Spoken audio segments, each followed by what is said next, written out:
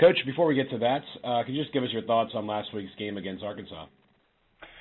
Yeah, I really thought our guys competed really hard. Thought offensively we really played well, especially in the passing game. Our quarterback played exceptional. He accounted for 3 touchdowns, 2 passing touchdowns, 1 rushing, threw for 344 yards and completed 60%. So anytime you do that against an SEC team, I think that's a pretty good day. Defensively we didn't play as well as we had hoped. We didn't play as well against the run, and then let a couple of deep balls get over our heads. We just didn't compete as well, and particularly on third down. We've been playing really well defensively on third down, and didn't get that done Saturday versus Arkansas. But they're an exceptional team, and again, all the credit goes to them. Coach, we'll get to questions now. Our first questions come from Ethan Joyce with the Winston-Salem Journal. Hey, Doug, just kind of looking at App State's defense and game planning for this week, what's your general sense of maybe the secondary and the defense as a whole?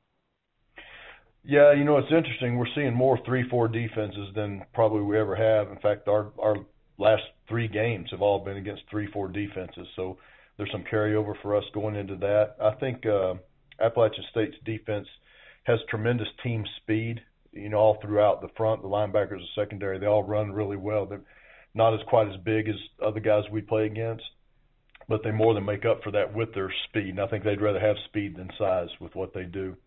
I think they do a really good job of disguising things, confusing quarterbacks. It looks to me like all the quarterbacks they've played have really been not sure of what coverages that they're looking at and things like that. So, again, they're a really well-coached defensive football team.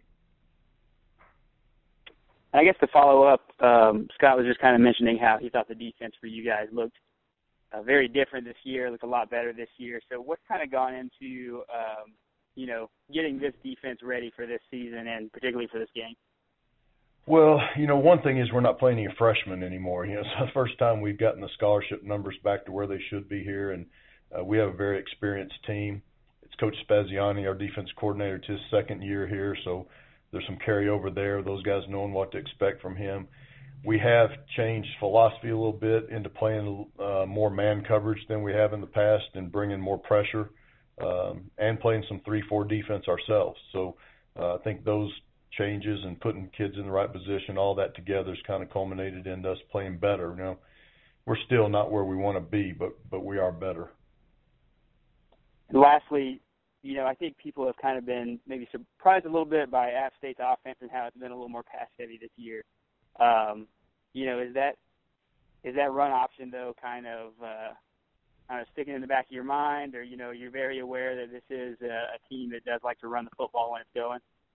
Yeah, we've got to stop the run. If we let them run the ball effectively on us, it'll be a long, long day, because then they get the play-action passes going, and it's just a hard day. So that's still number one for us. As far as them throwing the ball, really they've got one of the better quarterbacks in the conference. He has a lot of experience, and I'm sure knows their offense backwards and forwards. So, really they could do anything they want as long as that guy's at the quarterback position.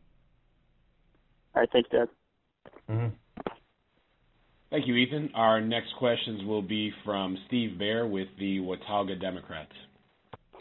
Hey, Coach. Larry Rose has been such an important part of your offense, and now it sounds like you're being able to throw the ball this year. How do you balance the two, making sure that he gets his touches and you get the passing game going? Yeah, exactly what you say. We go into every game knowing that we want to get Larry hopefully 20 touches in the running game and 10 in the passing game. So if we can run 80 plays in a game and we get him 30 touches, then that's where we'd like to be. And we were a little bit short of that Saturday at Arkansas, but we only had 52 total plays. They possessed the ball quite a bit for the game. So we need to run the ball a little bit better than what we have. We ran it really well against UTEP. We did not run it well at all against Arkansas. Some of that was just the physical nature of the game. But getting Larry started is always a primary concern for us, whether it's in the, getting involved in the passing game or the running game, whatever. It's just the touches are important. Is having a passing game like this now, is that kind of like having a new toy for Christmas, or now you can rely on it in case Larry doesn't get going? Yeah, it's really, the first time we've had Tyler Rogers, our quarterback, and Larry healthy at the same time. The last 2 years, really, we either had one or the other, but we've never really had both for the whole season. So that's what's enabling us to do what we're doing. And I would say we have a very talented group of receivers. I know Jaleel Scott's getting a lot of attention, but we're really too deep at every receiver spot of guys that can make plays. So, I think, again, we've got a lot of experience on offense. We returned a lot of starters from last year, and we're healthy. And that's really the difference in our team.